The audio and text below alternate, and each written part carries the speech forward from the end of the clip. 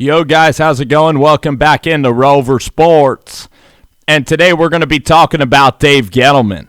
And we're going to be talking about Dave G and also Janoris Jackrabbit Jenkins. Now, Janoris Jenkins, how old is Janoris? He's probably about 31 years old. So Janoris Jackrabbit Jenkins, let me tell you guys about Janoris Jenkins, all right?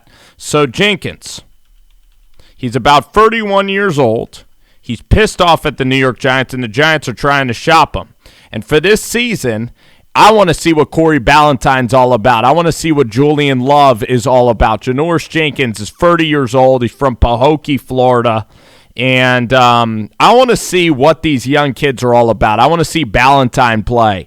I don't really know the status of Sam Bill, but I want to see Sam Bill play some football, okay? So I really like Dave Gettleman trying to get Janoris out. And also Janoris is like business is business. He already knows the writing on the wall. So for the New York Giants, it's actually smart this week to bench Janoris Jenkins because what happens if Jenkins tears his ACL? If Jenkins tears his ACL, then that's a big, big problem for Janoris Jenkins and for the value of the New York Giants. So it's actually very safe to not play Jenkins. Jenkins already hates the Giants. His effort is going to be very poor. He already is fed up with Dave Gettleman. It's very awkward right now. So Gettleman, he's trying to at least get a third rounder for this guy, which I like. He probably has a fourth rounder on the table.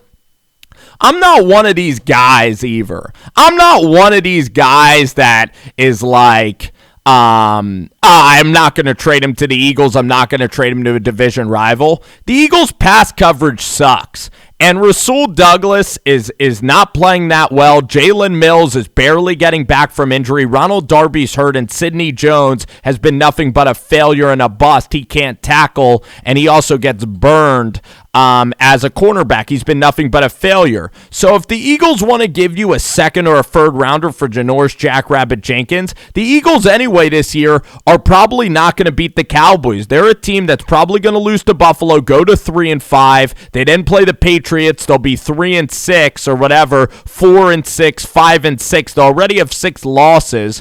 The Eagles are going to probably have like a top 15 pick in the draft. So if you're Dave Gettleman, why don't you just send Jackrabbit to the Philadelphia Eagles? Because the Eagles have the worst pass defense in the NFL. They do. Let's go out there. Let's look at some trade destinations here. Let's look at teams that have the worst pass defense in the NFL. But also, let's bench Janoris Jenkins this week. He's done. Put a fork in him. He's finished as a New York Giant, and I am completely okay with it. He's not really making a difference on the field. He's a guy that Cole Beasley was burning him. If you go back and remember all of the football games, Adam Thielen was having his way. Stephon Diggs, he can't cover an elite wide receiver.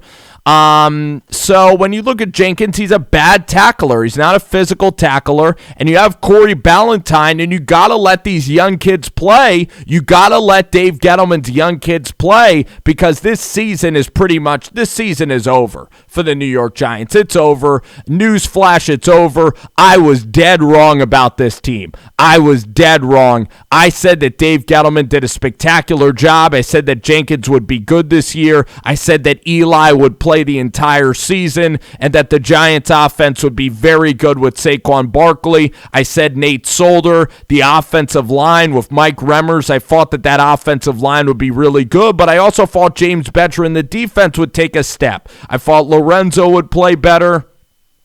I thought that Ogletree and Connolly would contribute at the linebacker position. I thought this defense would be pretty good. And if the defense was good, they would have beaten the Vikings. They would have had a great chance to beat Buffalo. But I was wrong. Shermer is not a good coach. I was on the fence about him, but I said that Shermer would lead this team to a playoff berth, and I was so wrong. The Giants are pitiful this season. So it's time to get the young guys involved. It's time to develop the core. So in terms of passing defense, okay, yards per game, Opponent yards per game, Tampa Bay ranks poorly in terms of yards per game. The Oakland Raiders, now would the Oakland Raiders, who's a young team, trade for Janoris Jenkins? We don't know. Would Detroit? Now the problem is you should have shipped him to Detroit before this season. I mean, Snacks Harrison is already there. Detroit could have gotten a game plan on the Giants, just like the Houston Texans got a game plan on Garyon Conley. So it's possible that Janoris Jenkins, the Lions, rank 30th against the pass. Do you think Atlanta is trading? No.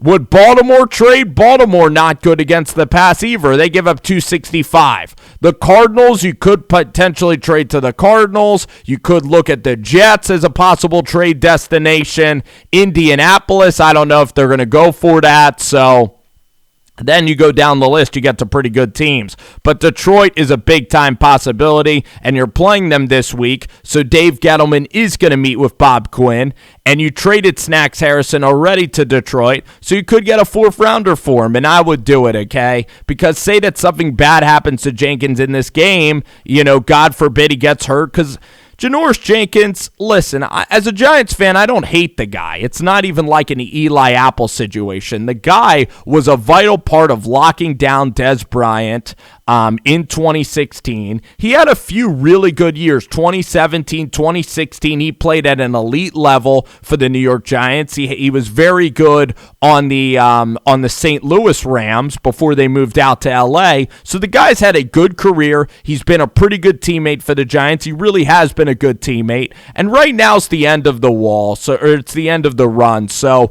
I'm not really that depressed in Janoris Jenkins saying that it's over, or he's just admitting what is true, and he's actually acting in a classy manner about this entire situation. It's awkward for Dave Gettleman because it's time for the young guys to get involved. And also, if this team was winning games, if this team was a contender, Janoris would absolutely be here, and he would be happy, and he would be here till the end of the season. But the point is, Bethea and really James Betcher hasn't been doing a good job. So I like what Dave Gettleman is doing. My buddy Clocks, who is a really good subscriber of mine, I really like Clocks a lot.